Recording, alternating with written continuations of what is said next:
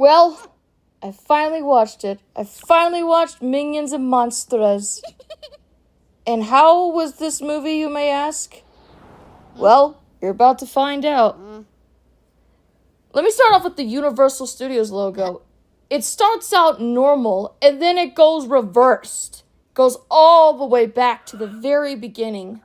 The very first Universal Studios logo ever. The Illumination logo has black and white minions dancing. Basically 1928 type of cartoon style. Yeah. So what I wasn't expecting were these moving pictures of minions and people. So yeah, there are these funny scenes where the minions are interacting with people on moving pictures. They're on a horse, one's on an ostrich. I'm not kidding, there's actually one on an ostrich. And it's just really funny. I like seeing the black and white minions interacting with people. And for some reason, the last one was like minion on a moon. Like, there's like a rocket in the minion eye. Ouch. We begin with a tour guide that's giving people a tour of Hollywood. We see E.T., we see The Matrix, we see George Lucas, and finally, we see statues of James and Henry. The people are confused. They don't know who that is. There's this girl that's like, yeah, I know the Minions, but I never heard of James and Henry. Yeah, there's a lot of people that don't know about James and Henry. And so the tour guide is like, oh, James and Henry are legends. If it weren't for them, Hollywood wouldn't be the same. And so she decides to tell them the story of James and Henry and Hollywood as a whole. So, as far as we know, minion tribes have surfaced over the world, and we follow one particular tribe, led by Dick, is this minion tribe on a boat. Among those minions is sweet baby James, just doodling and just relaxing and stuff. He likes the drawings that he's doing. As for the minions, not so much, because they want to serve a despicable boss. While rowing their boat, they stumble across a Cyclops that just stomps on stuff, and so they see him as a master. And so they're building architecture and stuff. James is building something for his boss to love, and it's like a Lego, but the Cyclops proceeds to stomp on it, and then he starts to get hurt while trying to remove it. The minions do dislodge it from his foot, but then he sits on another piece with his butt. It gets stuck in it, and then he starts to tumble down a hill into spikes. And then the minions blame him, saying, James! The Cyclops banishes the minions from the island, and so they have no choice but to leave. They're angry with James, especially Dick. Like, Dick is just, I can't stand Dick. One minion in particular, Henry, thought it was really funny. And I'm like, there you are, Henry. And so when the minions get back on the boat, Dick tells James to sit in the way back. None of the minions want anything to do with him. That is, except Henry. James and Henry become friends from that day onward, because Henry actually likes James's drawings, unlike the other minions. So on that day, they became the best of friends. And the next boss they served was actually a wizard who had a lot of wicked spells in his spell book. Oh boy, let me tell you. And so the wizard tells the minions not to touch the spell book. But since they're minions, they do. James sees a bunny and thinks that would be a really good spell. And the bunny monster is summoned, and then it starts to go berserk, destroying everything, killing the wizard. And then James and Harry have to undo the spell, sending the monster back to where it came from.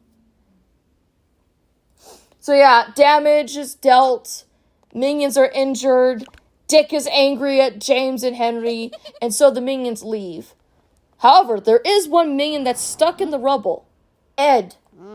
He doesn't talk. He's a mute. He's the Crash Bandicoot mute. So James and Henry, they decide to teach him how to talk in a sign language, which helped them to communicate with them. And I thought that was really sweet. We have a trio now. Ed picks up the spell book, and we see a green squid monster on a page. I'm pretty sure that's foreshadowing for later on. So the minions continue their pursuit to find a boss, whether it be a mummy, a pirate, a king, or an emperor. All of them die comedically. And to that point, the minions have no other masters to serve, and so they have no choice but to sleep in a field.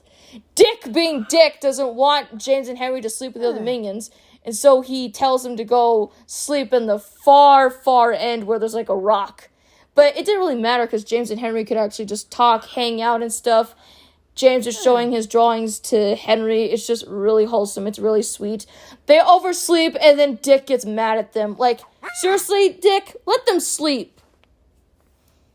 Henry wants to punch Dick, but Ed, I thought he was going to, like, call it the fight, but no, he's the one that actually starts the fight, and all the minions start fighting, and I'm like, you know what? It's well-deserved for Dick. And so while the minions are fighting, they see a cowboy chasing these other cowboys, and so they think that person is a boss, and so they chase after him. They hijack a train, they chase the cowboy, they meet this Charlie Chaplin guy, he gets stuck in between the gears. It's just so chaotic and funny. It's just hilarious. Hilarious antics here and there. They infiltrated on some kind of Hollywood Boulevard place. And so, with all the damage dealt, the director isn't really too happy. He's, like, beyond furious because the scene is ruined, and he tells the minions to leave. He needs to reshoot the scene, but there's no more film left, and so he has no choice but to show his bosses the film that he has. I think one of the guy's bosses is named Elwood, and he's this really strict boss kind of guy who's not too keen with the director's work. The director's name is Max, by the way. And so Elwood sees the minions, and at first he doesn't know what to think about them, and then he sees them as hilarious. They're fantastic. And so Max has to go find the minions, and the minions are like in Hollywood Boulevard just walking. But that doesn't mean mischief ensues. Yeah, James and Harry, they steal a sub, they spit shine someone's shoes, and they get chased by people and have no choice but to run into Max's car. And so he introduces himself to the minions and says he wants to make movies with them. And so the minions become stars. What about Dick? Dick doesn't want to make movies. He wants to find a boss, but the minions don't want to listen to him. They're like, yeah, don't listen to Dick. So they're dressed up as knights, and so they have to go fight these barbarian people. And there's like a scene in the film where James is about to be attacked by this barbarian, and he cries out for Henry. Henry actually saves James with a giant mallet to the barbarian's head. And so the scene really worked out. And so the minions were famous. They were doing parodies of movies. Mischief ensues. Life couldn't be much better. They got a mansion where they can just chill out, playing some kind of fair inside. And they have a sauna. And they're throwing out money to people. It's amazing. James really gets into the directing. He directs people around with sets and stuff. It's just really awesome. And Max is like, James, you have a real gift for filmmaking. You might win an Oscar. And then James is wondering what an Oscar is. And then Max tells him that it's like an award for someone's work. And James imagines what it would be like to win an Oscar. And just when he thinks that life can get much better, it starts to turn to a different point. Movies are now going to have sound, and this it leaves a little dent with the minions. They speak Minionese, so how do you think they're going to work with the script? Plot twist? They don't.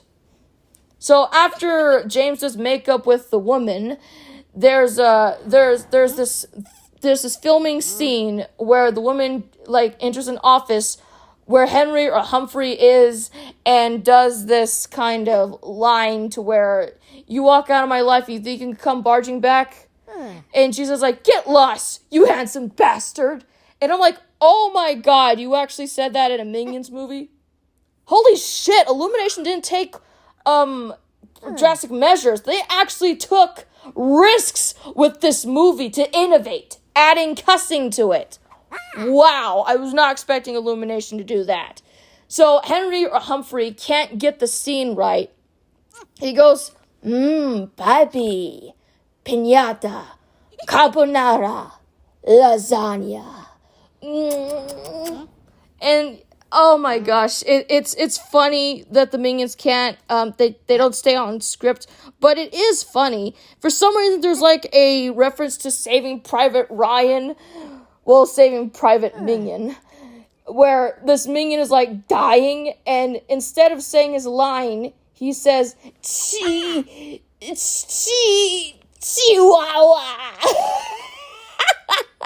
Chihuahua. Elwood gets really upset about that. And for some reason, there's like this Citizen Kane parody where the Minion doesn't say the line and the Minions are blowing raspberries. Elwood said this is bullshit and that the Minions can no longer work in Hollywood anymore. They're fired.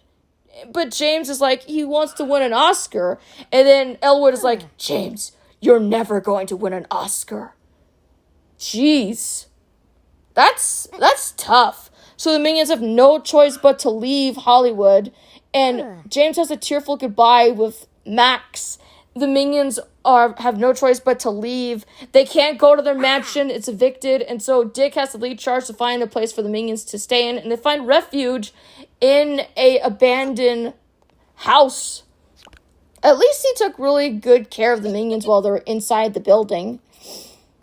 James is sad about this. He doesn't know what to do. That is until he looks at his drawings and he has an amazing idea. He wants to make a monster movie. And so he shows it to Henry, and Henry immediately loves it. But Dick, on the other hand, no. He does not want to make movies. He wants to find a boss. And so he and his Minions, even Greg, who he accidentally hit on the head with the steel pipe, still stays with him. And they just leave the three Minions behind. Some Minion you are, Dick. So the Minions, well, James, Henry, and Ed, they go to a jazz place where Max is and shows him the idea that they have. But it's not going to work unless James has a monster. And when Ed overhears this, he takes out the book and he knows exactly what to do. Max gives James a camera, something that his father gave him, and passes it on to James. And I thought, aw, that's really sweet. Passing of the torch. Ed shows to the Minions that they have a monster. It's that Cthulhu monster. So, oh, I get it. That's the foreshadowing. I know what you're probably thinking. Where's Dick in all of this? Well, he finds Dort, a robot that's at a convention center, and while there are these guys that are attacking him, he only wins by sheer luck.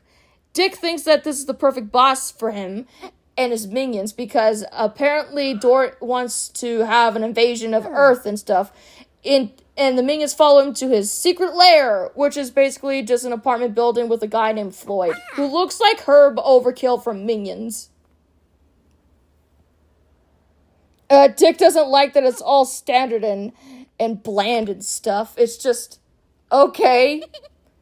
Not what he was expecting? Well, you're stuck with them, Dick. So, James, Henry, and Ed, they like have these candles set up and they're about to summon the monster. Let me see if I could try to do the spell. It might be a little rusty. Misa soup. Kang Kombaye, Yaki Ungari, Luka, et Meme, Shizuke, Latilabu, Taifuku! And so the summon begins, and there's this green electricity and smoke that's in the air, and just when they think they're gonna get their kaiju, they instead get a little Cthulhu monster, Gumi. Henry doesn't really like this. He's kind of suspicious about this whole thing. James shows to Gumi that he wants to make a monster movie, and then Gumi's like, I have the perfect monsters for your movie! And so, that leads to him leading the Minions to find said monsters. While this is going on, Dort is starting his Earth invasion by putting his flag on a kid's sandcastle. I mean, like, Boy is understandably upset. Like, the robot destroyed his castle. But Dort didn't really mean any harm. The kid starts to attack him, and so just when he's about to kick him, there's this woman that's like, you can't kick a kid.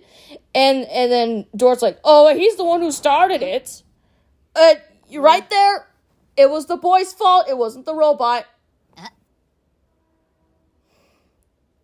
And I find it funny that the robot starts to have a crush on this woman, Debbie. She's this woman that leads the rights for women's votes, so basically Women's Suffrage Act.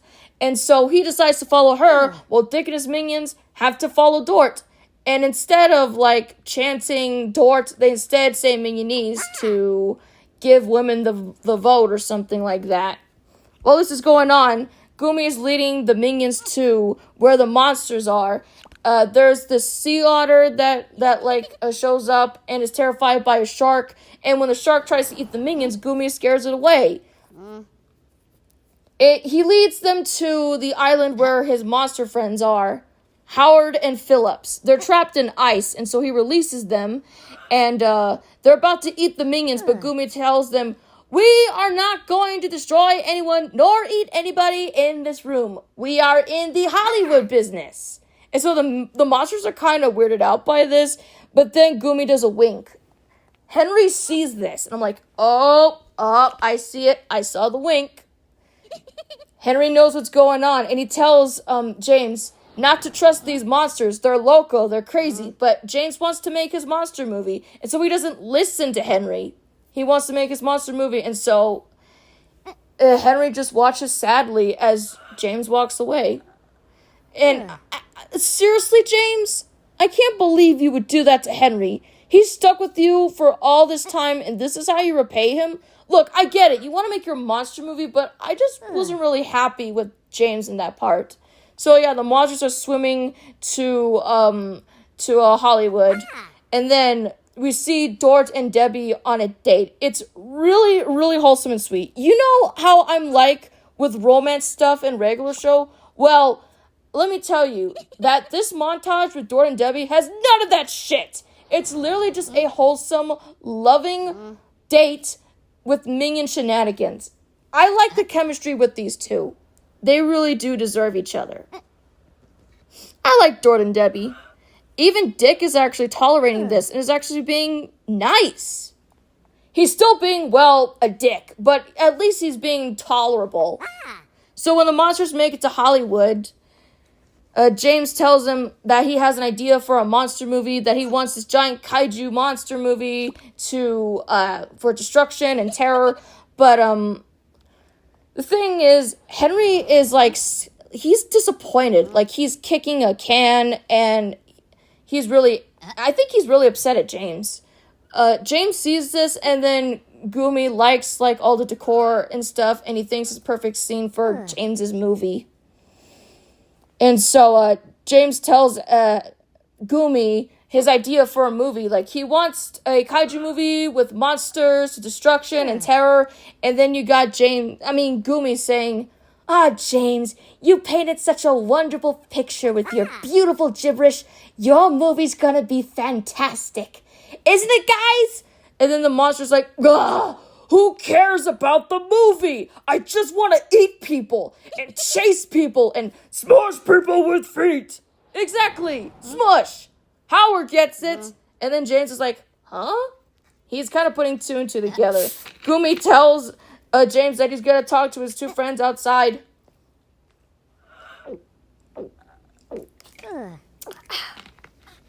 So yeah, the monsters want to know what's going on. They're like, why are you doing this, Gumi? You used to destroy stuff. Why are you into this Hollywood stuff? And then Gumi's like, we are going to destroy the world. We're going to summon Irene. She's the eater of worlds herself. She's going to destroy everything on the planet. Henry actually overhears this. And then I'm actually scared because this is probably where he gets kidnapped. After a hilarious slapstick montage, it is funny, but then it gets suspenseful as he actually gets captured by Howard. Oh my gosh, that's scary right there. So yeah, Gumi tells James that he wants to add Irene to his movie, and so the scene involves James and the monsters building architecture and stuff for the scene, like a backdrop and stuff, just like his picture, and it's perfect. Everything looks great. And Gumi tells James, that he was talking to Henry, and he's decided to be a sacrifice for a scene for Irene. And we see Henry that is tied up and has a handkerchief over his mouth. And James thinks it's part of the scene, but I'm like, no, Henry is trying to warn you. And this leads to Gumi summoning Irene, this giant blob monster with so many eyes. She's orange and giant and gooey. Ugh! She's giving Meyer and Tox a run for their money. So Gumi tells Irene to eat Henry, but Henry escapes relatively unscathed. And James thinks this is part of the movie, but when Henry removes the handkerchief from his mouth, he yells out, "Helpa!" And then James is like, "Helpa?" And then he really sees that this is not actually a scene. Henry is in literal danger. And then James is like, "No, stop! But Gumi tells him that he's not going to stop. He's been wanting to exact revenge on humanity forever, and so six his monsters on the world. So James has no choice but to abandon his camera, which Ed looks at, and then goes to try and rescue Henry from that monster. While this is going on, Dort and Debbie have an ice cream date, and they see the monster causing damage. Even Dick sees it and follows Dort to his secret lair. But before that happens, he tells Greg to go help a Henry. So that's when Greg and his minions have the missiles and stuff shooting at Irene and stuff. That's where that whole scene comes into play. So the monsters are destroying stuff in Hollywood. They're causing collateral damage and stuff. Henry gets captured and eaten. And have I mentioned? Irene has a mouth. She has a literal mouth and eats Henry. Right in front of James. James goes to rescue him, and while everything's all fine and good, there's a giant blob monster that's attacking Hollywood. Oh, did I mention that Irene actually ate the spell book earlier? So yeah, this thing's a menace to society. Just when she's about to devour the minions, Dort comes to the rescue along with Dick and his minions and UFOs, shooting at Irene and turning her into a purple rock or something. I think it's a crater. And so they're causing damage. They're shooting at Gumi. He drops the spell book, and I'm like,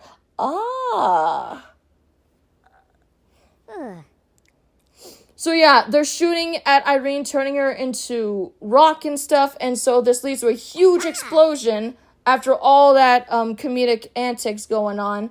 And yeah, she's finally destroyed. James and Henry find the spell book and send a Gumi up. I'm sorry, it's just, when you're trying to review it, you kind of mess up on stuff. So yeah, James and Henry find the spell book, and so they're on the page to undo the spell. Undo the spell! Command said! So Gumi, Howard, and Phillips are sucked back into the book. The day is saved. Debbie gets with Dort.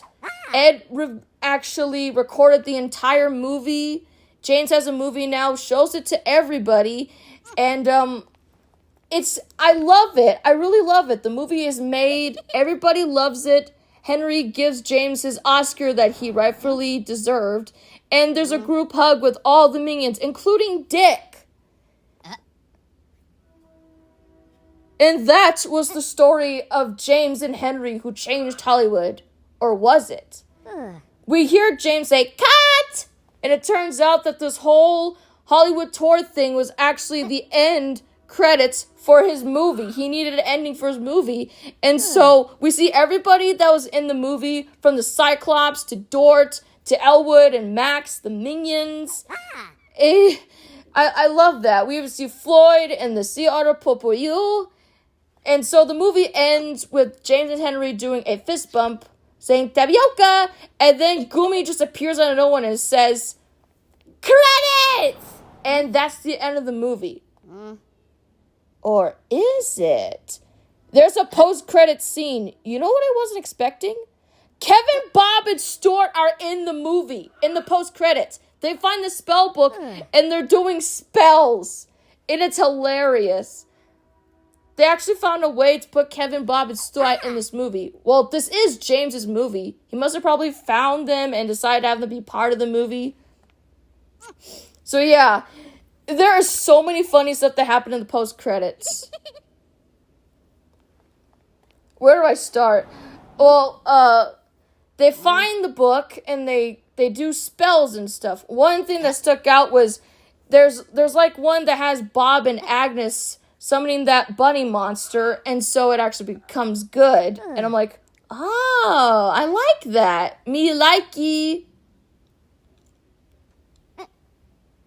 Yeah, I'm surprised that they actually were able to be in the movies somehow without breaking the canon. I just really like how they find the book and antics ensue. James is part of it too, and for some reason, there's a minion that turns into a woman, and it's really hilarious. You got Stuart and Bob, like, commencing hybrids of Gru as animals. It's just, that's hilarious right there. I really like that. So, what are my thoughts on Minions and Monstras? I loved it! This is really a love letter for Hollywood.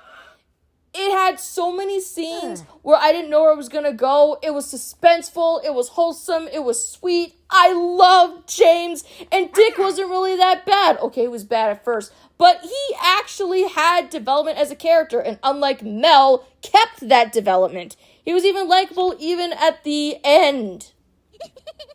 He had some respect for James. Speaking of James...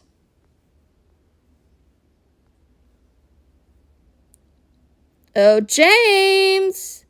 Are you here, buddy? James! Did I put him on favorites? James! I have to go find him. He's in here somewhere. James! James? Where are you, James? I have to yell if I see him. Where are you, James? Are you in the blue? James. Oh, there you are. Oh, how's my sweet baby James doing? I have baby James.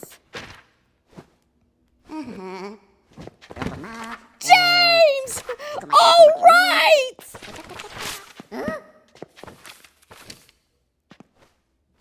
Let's go, buddy. You and I.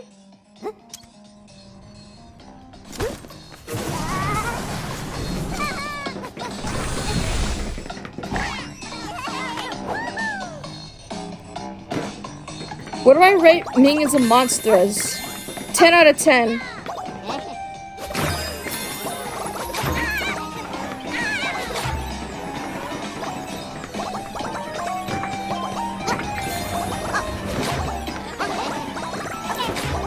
It's up there with the first Minions movie.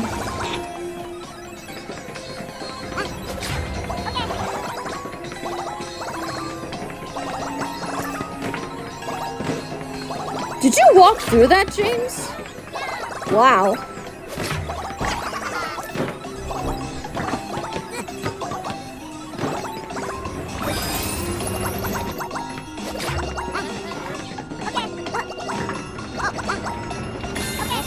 I enjoyed the movie so much that I forgot about my popcorn.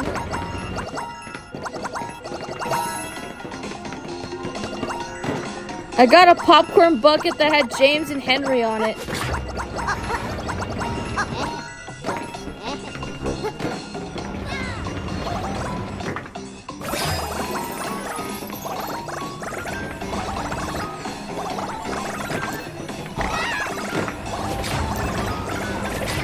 Earlier today, I got a shiny Chargadeck card in Pokemon Trading Card Game Pocket. And I finally got James from Wendy's.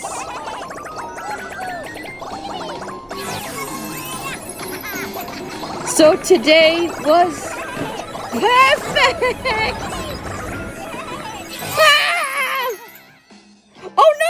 James!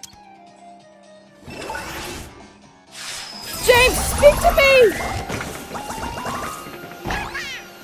Oh, brilliant little ticker.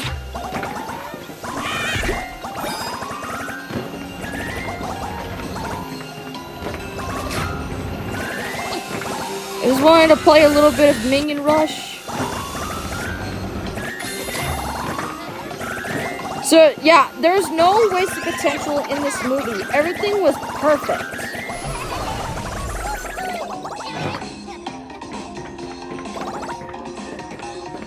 The post-credits scene that had, like, Kevin, Bob, and Stu out with young Gru. They're messing with, like, Dr. Nefario in one scene. They turn a minion into a woman. Bob and Agnes summon that monster bunny and tame it. And then you got Stuart and Bob actually hanging out and summoning animal hybrids of Gru.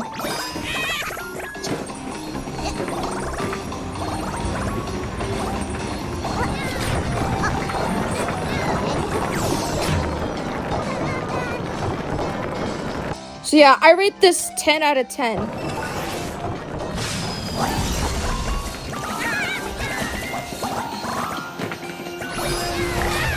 This movie was absolute minima.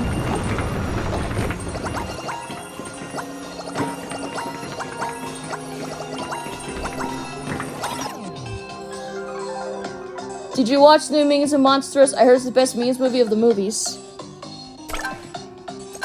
Yes, I watched it earlier today.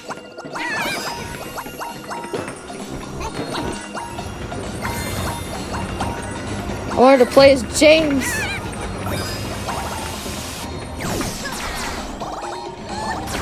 After this, I'm going to be heading off to bed. Sounds good, sounds good.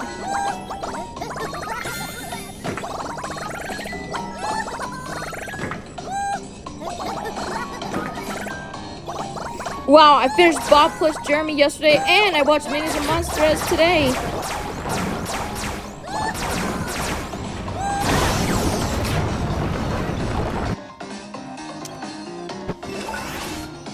I can see why it's critically acclaimed on Rotten Tomatoes. It's that good.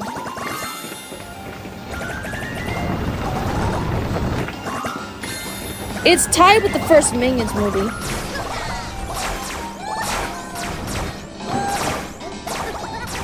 This movie did not suffer from wasted potential.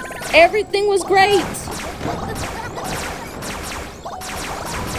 They had foreshadowing for the monsters, and it really paid off in the end.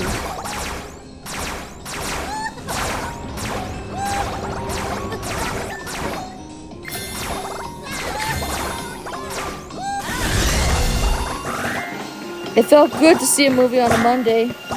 Thank gosh it's Monday. Funny thing, this movie didn't have any popular songs, no needle drops. Why would there need to be? This pays homage to Hollywood. I'm pretty sure there are songs, but not, you know, like pop culture songs.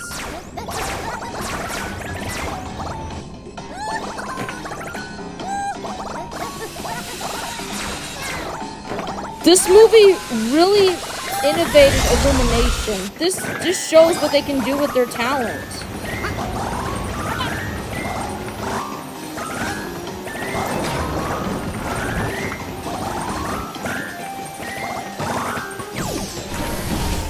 So, Minions, The Grinch, and Minions and Monstras are all movies that don't suffer from wasted potential. And this is their third one. Finally, a third movie that's actually really good from Illumination.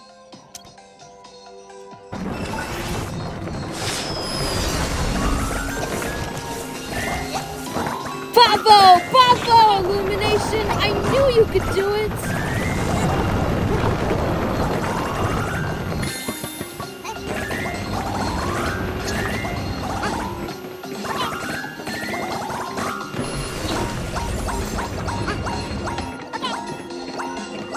Brian Lynch and Pierre Coffin, you did a really good job with this movie. Thank you for Minions and Monstras.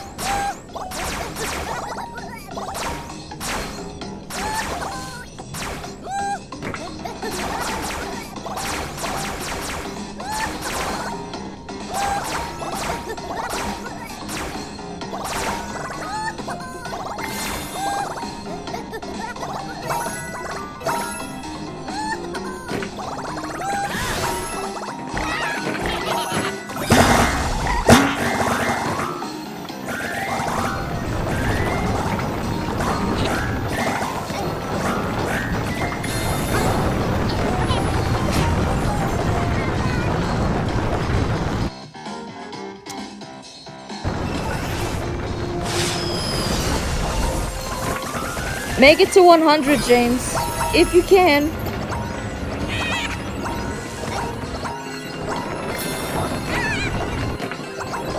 You're right there.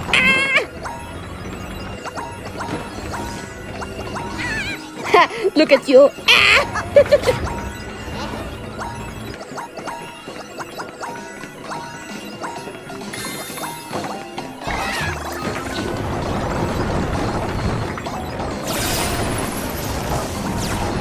Yeah, rock on, sweet baby James.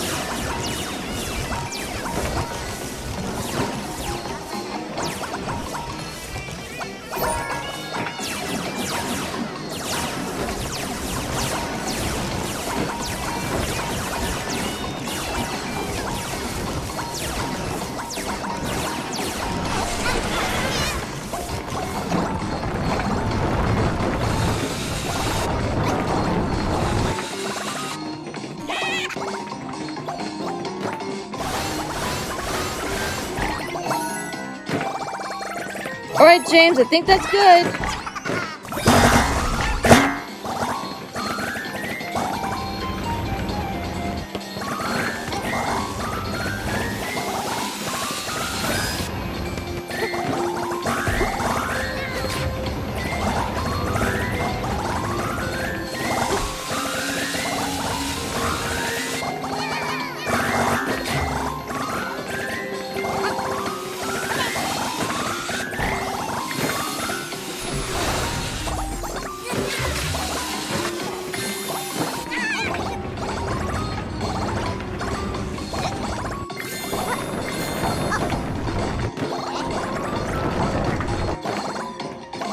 All right.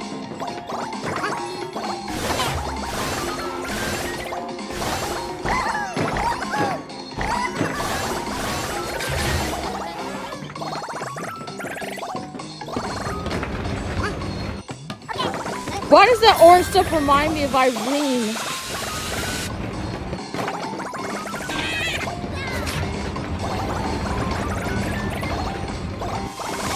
Yeah, I'm with you. Ah!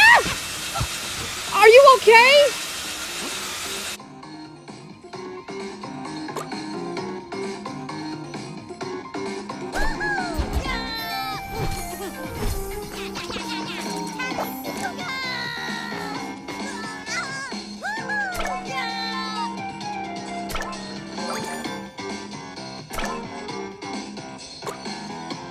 Well,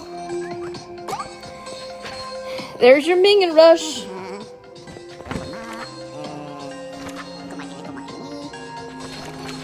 I need to go rest.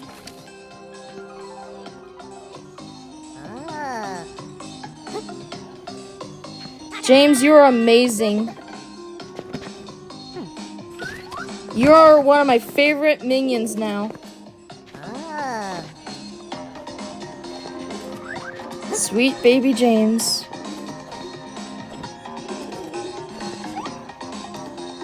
Well, that's the end of the stream. Thank you guys for watching, and laters.